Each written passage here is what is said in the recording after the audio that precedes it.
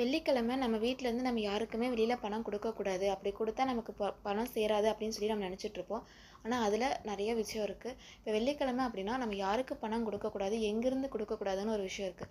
நம்மக்கிட்ட நம்ம பணம் வைக்கிறோம் இல்லையா, அது வந்து ஒரு சிலர் பெட்டியாக வச்சுருப்பாங்க, ஒரு சிலர் அந்த சின்ன ஒரு டப்பாவில் போட்டு வச்சுருப்பாங்க.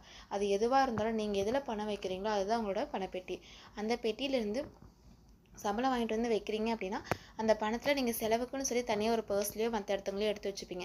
அதில் இருந்து நீங்கள் வெள்ளிக்கிழமையாக இருந்தாலுமே யாருக்காவது கொடுக்கலாம். இப்போ நீங்கள் ஒரு தண்ணிக்கெனே தீர்ந்துருச்சு அல்லது ஏதாவது வீட்டில் வேலை செஞ்சவனுக்கு நம்ம பணம் கொடுக்கணும், அது வெள்ளிக்கிழமை நாளாக போச்சு நான் கொடுக்க மாட்டேன்னு சொல்ல முடியாது. அன்றைக்கி நம்ம அவங்களுக்கு கொடுத்தது ஆகணும். அப்போ நம்ம வந்து மன கஷ்டத்தோடு கொடுப்போம். ஐயோ வெள்ளிக்கிழமைனால பணம் போகுதே அப்படின்னு ஒரு வருத்தத்தோடு கொடுப்போம். ஆனால் அப்படி வருத்தப்பட வேண்டிய அவசியமே கிடையாது. வெள்ளிக்கிழமை நம்ம பணப்பெட்டியில் இருந்து நேரடியாக எடுத்துகிட்டு வந்து அவங்களுக்கு கொடுத்தாதான் நமக்கு வந்து செல்வம் சேராதுன்னு சொல்லுவாங்க.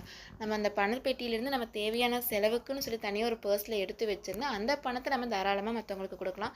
ஆனால் வெள்ளிக்கிழமை இப்போ கடன் கொடுக்குறோம் அப்படின்னா அவங்க வந்து பணப்பெட்டியிலேருந்தே எடுத்துகிட்டு வந்து கொடுத்தாங்கன்னா அந்த பணம் நமக்கு சேராதுன்னு சொல்லுவாங்க.